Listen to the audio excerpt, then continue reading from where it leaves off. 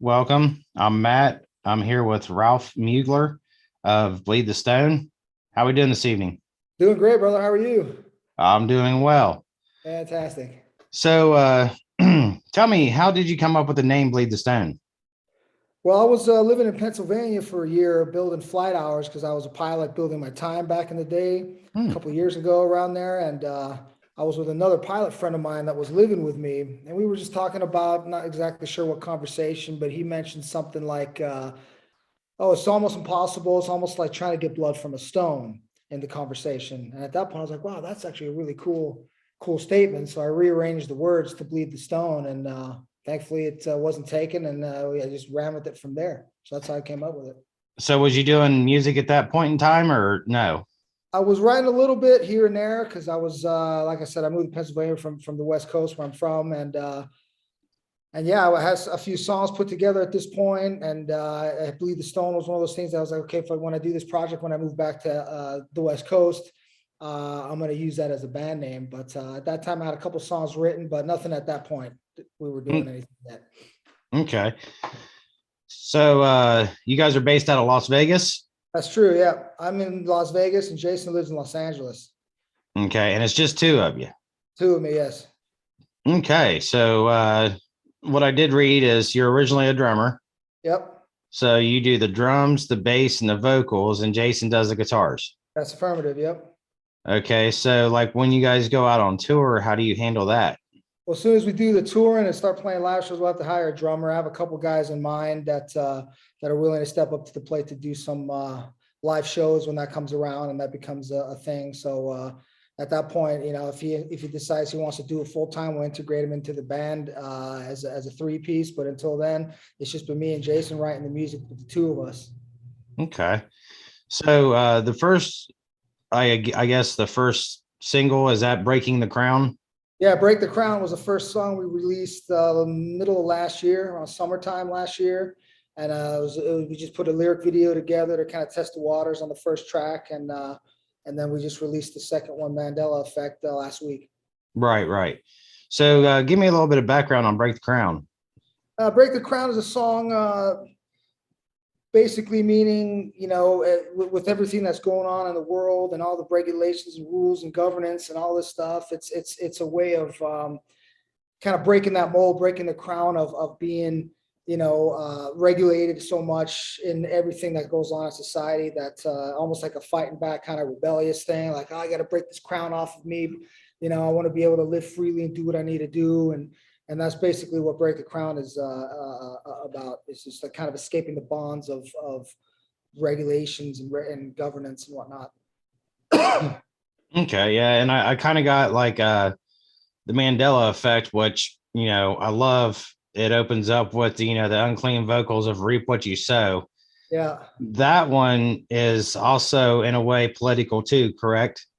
Yeah, that one is almost like a play on living in a different dimension where everybody is so drawn in by whatever they're seeing around them in the news and the media, and that having your own free thought is almost as difficult because of all this outside influence that's building your own perspective and the way that they want to build you, and it almost seems like you're living in a different world. So that's what Mandela effect is, and being absorbed and take your mind taken over by outside influences as opposed to having free thought kind of thing. Gotcha. So the debut album is called Eyes Wide Shut. Yep. And how did you come up with that one? That was a quick one I came up with. Eyes Wide Shut is another play again on being not being awake and seeing what's going out there and just believing what you see and influences by outside forces, media, radio, social media, etc. And it's almost like the people are living with their eyes wide shut, like a play on words kind of a Right. thing. Okay. So, I mean, being that you play drums, sing, and play bass, what are you drawn to more, like the instrumental side of it or the vocal side? Definitely the instrumental side of it. Like you said, mentioned earlier, playing drums is what I've always done in bands in the past. So it's always been about the rhythms and the riffs and the arrangements. And when I decided to front this band, that's when I started to learn and develop vocal styles and writing lyrics and stuff like that. So I'm learning that side of the music writing aspect and the industry side of it from a lyrical point of view and a vocalist point of view. But definitely what draws it to me is definitely the instrument, the groove, the melody, stuff like that. So, I mean, did you like when you played drums, did you ever do any kind of vocals, kind of like a Phil Collins thing or like any backing vocals or?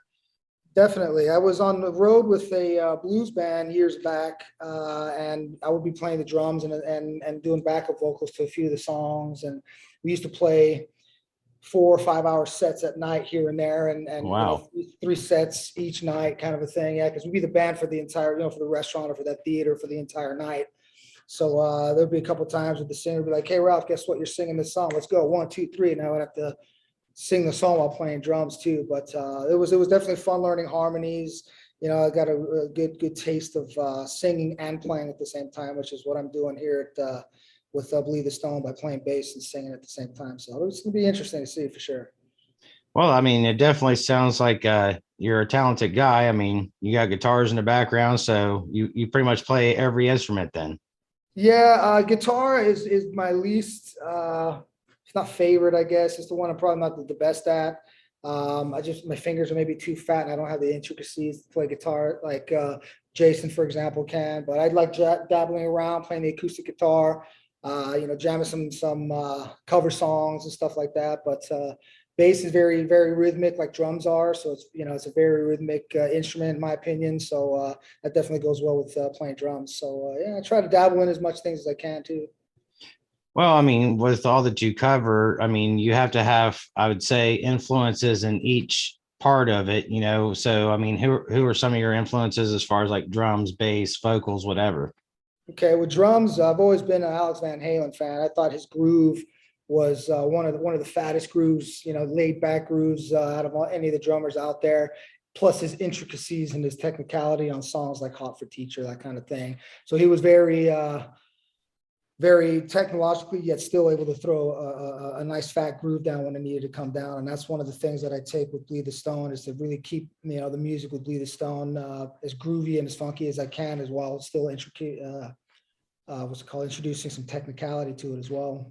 Bass playing wise, Rex Brown, straight to the point from Pantera, straight to the point, laying down the low end, nothing fancy, and just making sure that bottom end foundation is just always present at all times is definitely another big influence of mine as well for the bass on that regard. Okay. How about vocals? Vocals, I would say Lejean Witherspoon from Seven Dust Mm-hmm. is a big one that I've kind of been vibing with and practicing singing with and whatnot through to his music, to the Seven Dust songs. I like his range is right there with where mine is, and the way he's able to sing the melodies he sings with the music that Seven Dust produces underneath, and being able to sing great melodies with super riffage guitar licks behind him is very inspiring. So I definitely want to I use that for it as well when it comes to Yeah, both. I actually talked with a fellow. Oh, who was it the other day? That was talking about uh, big into Seven Dust, and Seven Dust is, I think, God, they came out when I was mid early 20s, Yeah, and always thought that they had a kick-ass groove, and I mean they're still going at it, yeah, oh yeah. and so like pretty much you guys are brand spanking new. I mean there was no pandemic pushed off things for you or whatever. You just started recently. Yeah, we started pretty much right when the pandemic started. Jason and I got together, write some tunes here and there before the pandemic. But once that started, him and I would meet up in LA, and we would just start writing music. He's a film and movie score writer. He writes music for that. So he's got the full Pro Tool set up and the full studio and is in his room. So we're able to lay down foundation drum tracks and just start writing and writing. And that was pretty much right when the pandemic started. So yeah, that's all we did was just write and put together songs. And now, the stuff is being completed and we're just releasing music here as it comes along. Right. So I mean as far as what do you think's the toughest part of the music industry these days? I mean, I know that your videos are obviously dope. I mean, I don't know who Shit, directs them or whatever, but hats off to them. appreciate um it. so I mean, videos have always been kind of a cool thing too. I mean, you get the visual effect with the song. Sometimes it has nothing at all to do with the song, it's just something that just like you're like, wow, this is crazy. Right. But I mean, as far as like with not making people not making records or anything anymore or CDs or whatever. I mean, so what is the hardest part of the business that you think is? I think the hardest part is just to get your music out there to the people. I mean, with the way technology is nowadays and everything, recording music and writing music and being able to put it on tape and distributing it onto Spotify and use, with all these digital distribution labels and whatnot that are out there, you have a huge saturation of music that's out there that's available. So to be able to break through to the audience, you have to spend money, you have to pay for promotions, you have to do what you need to do. And with the video, same thing with videos, you spend money on videos. So I think the hardest thing is to be seen by the people Mm-hmm. out there, gaining an audience just by sheer means of talent. Unfortunately, back in the day, you'd play the Whiskey a bunch. If you're a great band like the Motley Crue days, it's easier to be showcased. But now, I think that it's just a sea of music, and to break through that for people to see is definitely the hardest part, in my opinion, for sure. Okay. Now we mentioned a little bit ago about touring. Do you guys have any invitations to anything or plans for it? Throughout the year or maybe in 2023. 2023 is what it looks like. We're going to start doing some stuff. We're looking to play a couple shows here, maybe in the summertime, get our feet wet. Like to release the music and the EP first. That's going to be done probably towards the end of the year. Once that's out and available, we're going to definitely start booking stuff for next year. So the focus at this point right now is to finish up the songs, get those songs out. We want to release a song, maybe one every 6-7 weeks or so, Mm-hmm. until end of summer when it's all when the entire EP is out, and then push that and then hit the road by the early 2023 for sure. I think that's how a lot of people are doing it. Most of my recent interviews are, they're releasing a song, once a month or whatever. I would say probably at least 8 of the last 10 that I did said that they were doing that. And that it makes sense, Right. and I mean, how many songs are going to be on your EP? Between 7 and 8. 7 and 8. Yeah. Okay. So, I mean, do you have any stations out there that you've put it out to or? There's a homegrown, it's called homegrown, what is the homegrown show here in Las Vegas on Sundays. They do a bunch of local talent in Las Vegas on their rock station out here called 92.3. And I just submitted something to them, and looking to do some radio campaigns possibly in the future for the rest of our songs as well. And really try to push each song individually, like I have been this Mandela Effect one, and really see if we can build legs on it. And then back to the money thing, with radio and all that stuff, it all costs money and takes time and effort. So once that all comes together, we're gonna try to push something on the radios and get the music even further out there to the people as best as we can. Internet radio, doing blogs with guys like you is also a good thing that helps these. Yeah, see, that's the thing that I want to do is, kind of right now, all I'm doing is interviews, and I'm putting up on YouTube, and hopefully people are, seeing them say, hey, I want to check these guys out. I have looked into starting internet radio because, I mean, this thing daily, I'm working with 6 publicists now. It was 5, Uh, is blowing up with Good. new music. And it's like, it's really hard to keep up with. And I'm like, man, these guys are good. These guys are good, and it's just so many different. It's mostly rock, but it's so diverse, and I'm like, well, these guys remind me of this band. These guys remind me of this band, and I'm like, it'd be really cool to start something to get all that heard. Right. I think that'd be great. Internet radio is a good source, and as busy as you're getting, and how diverse music is, and how great all different types of music is, I think that'd be a great thing for sure. It'll help Yeah, a I lot. mean, you got it coming from all over the country. I mean, yesterday I did, one with a guy from Jacksonville, Florida. Here you are in Las Vegas. The day before, a guy in New York City. So, I mean, it's all over. And I mean, there's great influences from all those places. I mean, and then there's great music that comes out of all them places. And it's a shame that if you're not like a big signed band, a big name, you don't get heard. Now we have the same thing you're talking about here. 99.7 The Blitz, a radio Yeah. station, and they have a what do they call that? It's like local stuff or something where they play it for like an hour, hour and a half, whatever, and it is mainly bands from Ohio that have submitted their music, and I've mentioned to a few people that I've talked to that, hey, submit something, see if maybe it'll get played. Because I mean, the further out you get heard, you know what I mean, the Right. better off you are. Right.